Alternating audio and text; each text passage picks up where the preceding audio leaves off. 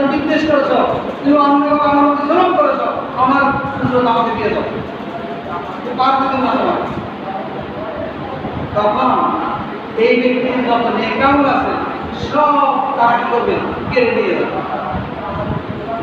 কথা বোঝা আসছে? এখন নেকামল কেড়ে নিলে একে পারতে পারবে, পারতে পারবে না। এই জন্য জুলুম করা যাবে না। রাসূলুল্লাহ সাল্লাল্লাহু আলাইহি ওয়াসাল্লাম সাহাবাদেরকে বললেন যে মান হুয়াল মুফলিস, তোমাদের মধ্যে সবচেয়ে গরিব কে?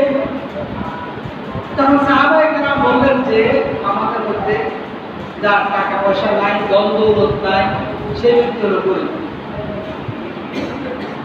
রাসূলুল্লাহ সাল্লাল্লাহু আলাইহি ওয়াসাল্লাম বললেন যে উত্তর তো ঠিক হলো না। তখন সাহাবায়ে কেরাম বললেন যে আল্লাহু ওয়া রাসূলুহু আ'লামু, আল্লাহ আল্লাহর রাসূলই ভালো জানেন। তখন রাসূলুল্লাহ সাল্লাল্লাহু আলাইহি ওয়াসাল্লাম বললেন তোমাদের মধ্যে গরিব হলো সেই ব্যক্তি যে ব্যক্তি কাল কিয়ামতের দিন ধন দৌলত, নামাজ রোজা, হজ যাকাত, তাহাজ্জুদ গুজার, নফল ইবাদত,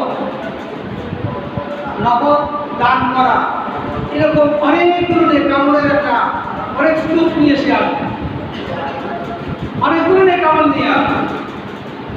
কিন্তু এই নেকামলগুলো সে দুনিয়াতে যে যাদের প্রতি জুলুম করেছে এরকম অনেক পাওনাদার আছে। কারোর বিরোধ করেছে, কারোর সাথে হিংসা করেছে, আঘাত করেছে, কারোর জমি দখল করেছে, কাউকে অন্যভাবে গালি দিয়েছে, এই সবাই তো পাওনাদার। এই সকল পাওনাদারকে দিতে দিতে দিতে দিতে এখন আরো পাওনাদার আছে, কিন্তু তার কাছে নেকামল আর নাই।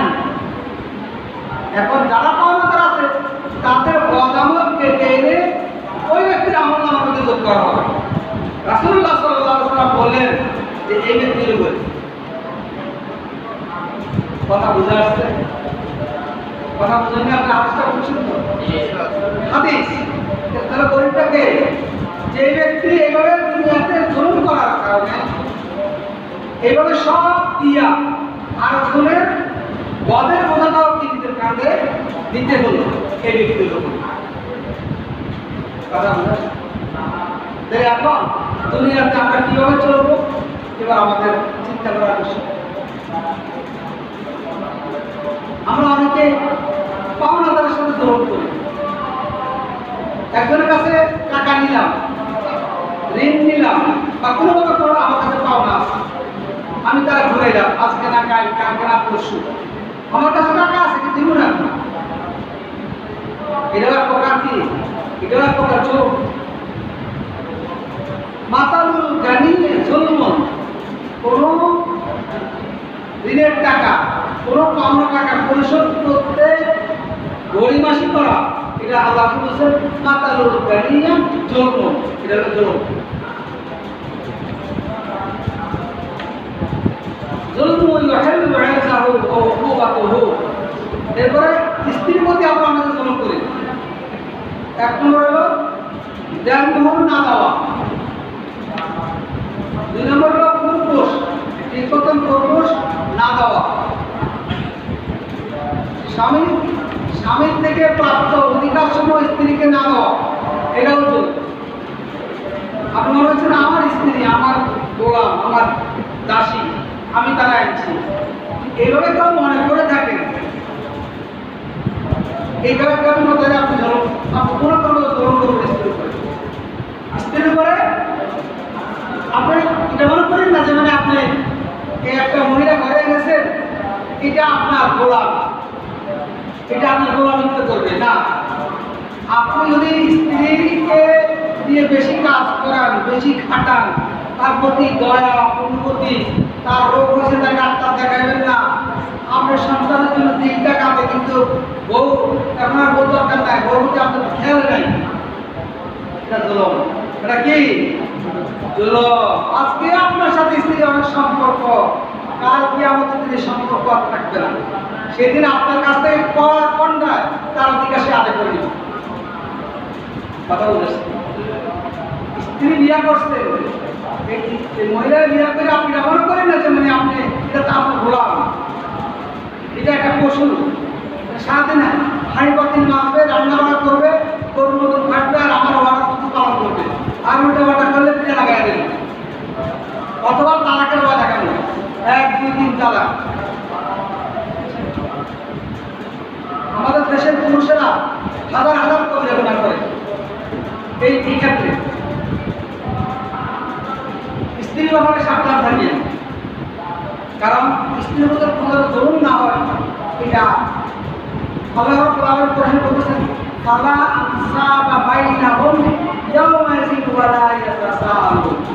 আর তোমার বউয়ের আজকালের সম্পর্কটা, এই সম্পর্কটা কিয়ামতের দিন থাকবে না, সেদিন তোমাকে সে ধরবে। আজকে তোমার বউয়ের সম্পর্ক জন্য কাজে আরে স্বামী করছে, যাক মাফ করে দিলাম, কিছু করলাম না, কিন্তু ওই দিন তো সম্পর্ক থাকবে না, সেদিন কিন্তু আপনাকে ধরবে। এই জন্য স্ত্রীর উপর জুলুম করা যাবে। এরপরে আপনার অধীনস্থ কর্মচারী অথবা শ্রমিক, দেখা গেছে এদের যে পাওনা এটা আপনি ঠিক মতন আদায় করেন না, ন্যায্য পাওনা পরিশোধ যদি না করেন জুলুম, আপনি জুলুম করলেন, আপনার নেক আমল কেটে তাকে দিতে হবে। যথাসময় না দেওয়া, এখন শ্রমিক কাজ করছে, যথাসময় টাকা দিলেন না, তাহলে আপনি কি করলেন? জুলুম করলেন।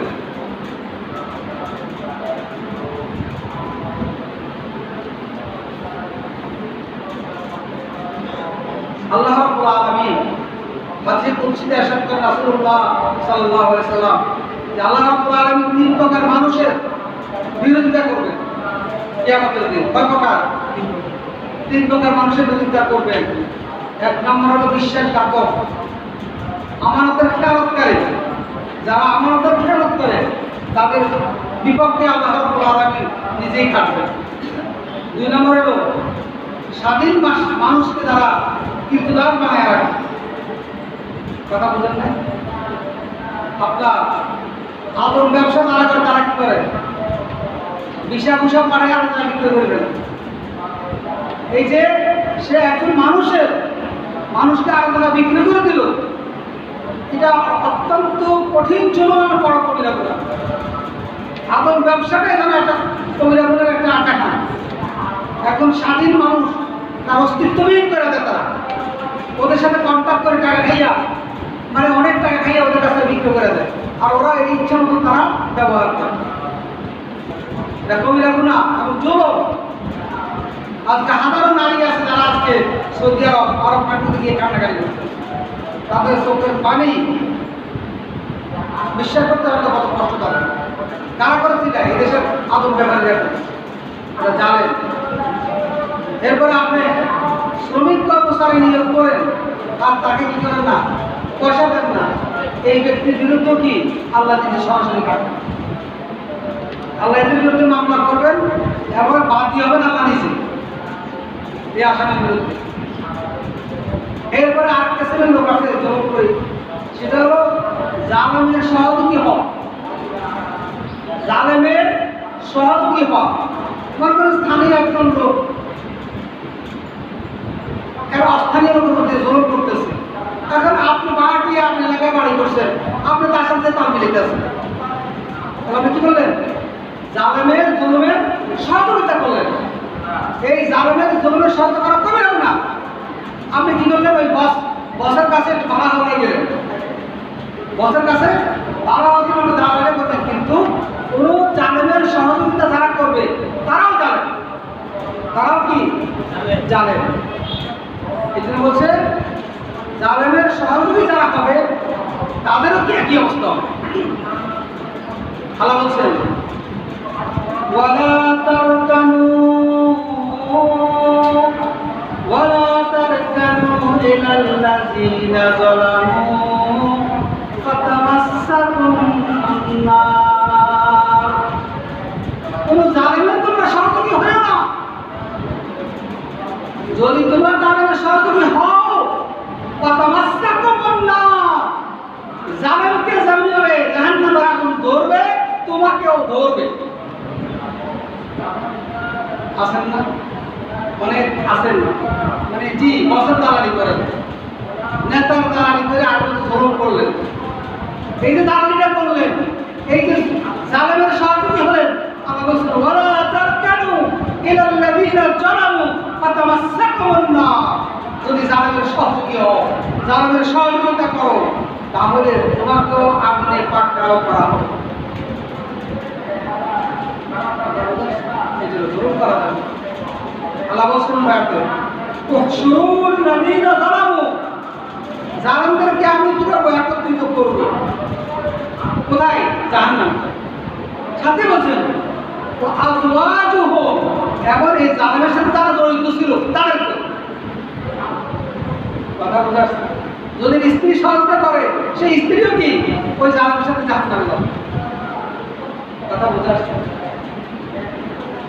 এই জন্য কোন জালেমের সহযোগিতা করাও কি জুলুম।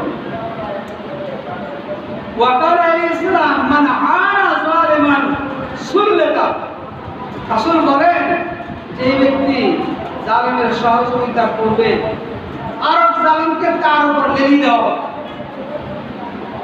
কথা বোঝা যাচ্ছে কিনা? বাবার উপরে বাবা, বাবার উপরে কি করবে? বাবা। কথা বুঝুন নাকি আপনারা?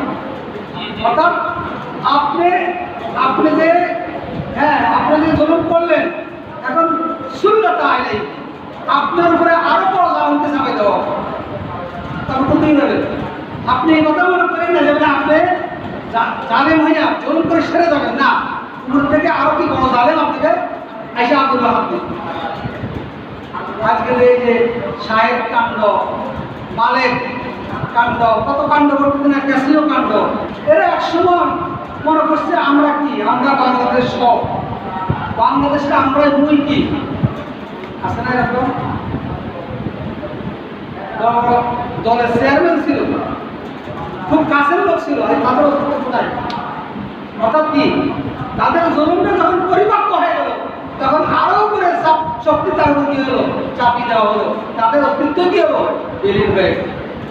এটা বাস্তব প্রমাণ নাকি বলে? এটা বাস্তব। কথা বলেছে এক সময় রাশিয়া জুলুম করেছে, কিন্তু এখন আবার কি, এখন আমেরিকাকে আল্লাহ উড়ে দিচ্ছে, আবার আমেরিকার উপর আবার আল্লাহ আবার এর চেয়ে আরো জুলুম, এর চেয়ে আরো বড় করতে চাপাই দেওয়া। অতএব জুলুম আল্লাহ সহ্য করেন। এরপরে আল্লাহ সাল্লাল্লাহু আলাইহি ওয়াসাল্লাম বলেন উনসুর আখাকা যালিমান আও মাজলুমান, তোমার মুসলমান ভাইয়ের সাহায্য করো, সে জালেম হোক আর